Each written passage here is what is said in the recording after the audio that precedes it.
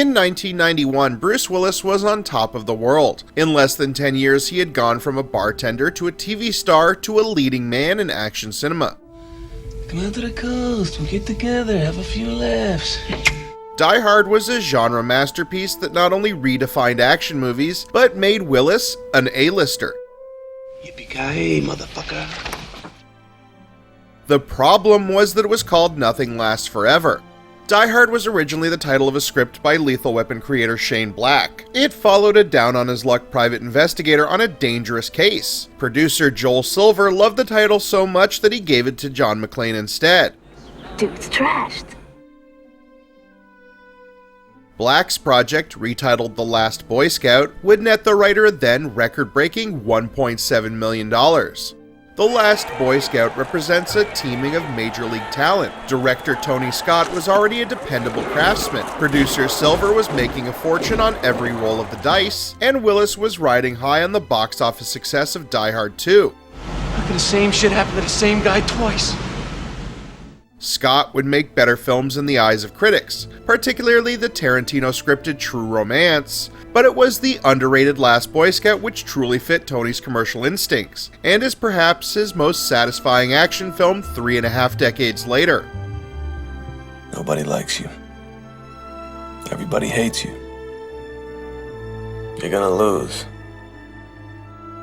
Willis is Joe Hallenbeck, a typically world-weary PI who is thrown into a noir plot involving a former Los Angeles Stallions quarterback, Jimmy Dix, and his murdered girlfriend, played by a very young Halle Berry.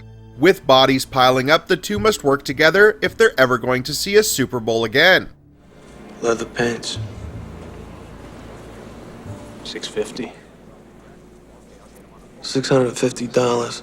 Yeah. They're pants. Yeah. They don't have like a TV in them or something? Nope. I am very old.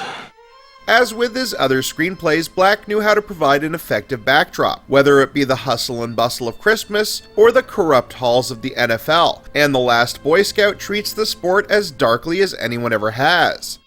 Why is there a fucking injury report in pro football, huh? Nobody else has one. And so the gamblers will have a fucking accurate spread. It's all business now. They push you until you blow your fucking brains out, just like Billy Cole did. The ruthless nature of the business seems like a natural fit for a thriller, and one of the film's advisors, Al Cowlings, was just a few years away from a Bronco chase with O.J. Simpson. By all accounts, this alpha-heavy production was a nightmare. Willis and Wayans were at each other's throats. A cocaine-fueled Silver frequently got in Scott's way, and Black's script went through unnecessary revisions he would later regret. And yet, such behind-the-scenes trauma doesn't show up on screen. This ain't no game, Flash. Real guns. Real bullets. It's dangerous. Danger's my middle name. Mine's Cornelius. You tell anybody, I kill you. The action, as expected from a man who had already made Top Gun and Beverly Hills Cop 2, is slick and engaging. The villains, such as Taylor Negron's Milo, are memorably nasty. Well, just once, I would like to hear you scream. Play some rap music. And the sparring between our disreputable heroes fits comfortably into the buddy mold Black had all but mastered with Riggs and Murtaugh. What would happen to your face? Nothing happened to my face. It always looks like this. What's wrong with his face? His nose is too pointy, his eyes are beady, his ears are too big, he needs a shave. Oh, ho, I'm peeing my pants. You're so funny out here. The Last Boy Scout seems like it may have been constructed by committee, from its bickering leads to its sepia-toned LA, but it becomes more than the sum of its parts, operating on a dark canvas that doesn't compromise in the nature of its characters. Wrong place, wrong time. Nothing personal. That's what you think. Last night I fucked your wife. Oh, you did, huh? Well, how'd you know it was my wife? She said her husband was a big pimp-looking motherfucker with a hat. Oh, you real cool for a guy about to take a bullet. After fucking your wife, I'll take two. Of course, it's almost a miracle that the finished film is as good as it is. A whole mess of editors were required to make it work, from Mark Helfrich to Mark Goldblatt, who had to spool through thousands of feet of film per Scott's multi-camera setups. So now where you want? In the chest or in the head? Yeah, that's what your wife said. Hey, would you stop with the wife shit? Ask me how fat she is. How fat is she? She's so fat I had to roll her in flour and look for the wet spot. You wanna fuck her, you gotta slap her thigh and ride the wave in. I'm not saying she's fat. Her high school picture was an aerial photograph.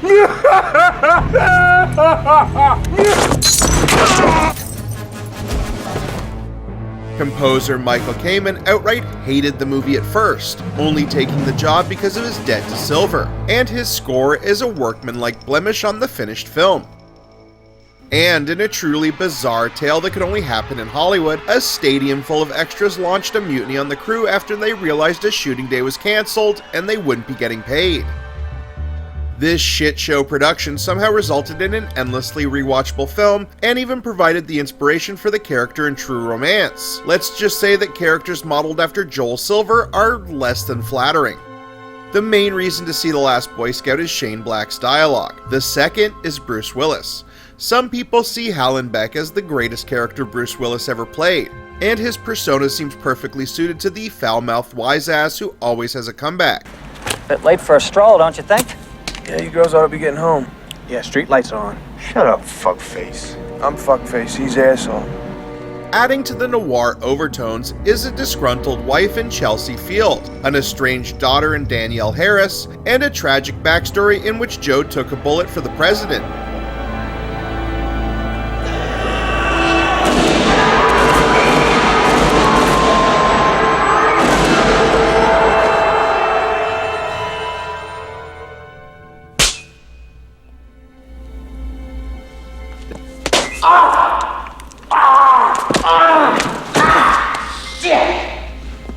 I'm awake. Got a light? Yeah, got a light.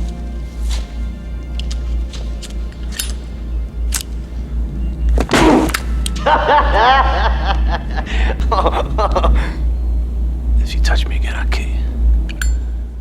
Willis delights in playing characters who hate everyone around him, and most importantly of all, hates himself. By the end, you'll be begging for 50 more Joe Hallenbeck stories. Bomba! Baby! Oh, baby! 2 for 2. We got a 2 for 2.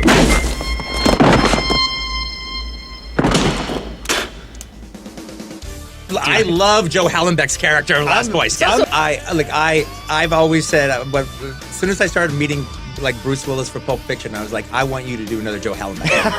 Joe Hallenbeck, after McClane, is my favorite of your characters. I could see 5 Joe Hallenbeck. What did movies. he think of Last Boy Scout? Did he like hold it in high regard? Or was Yeah, this, he like, did it. Yeah, he loved it. Yeah, he liked working with Tony, and he loved that character. Yeah.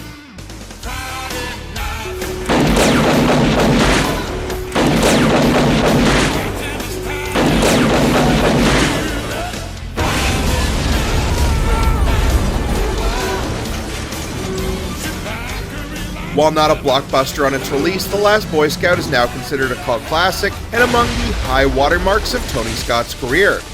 This Friday night is definitely a good night for football.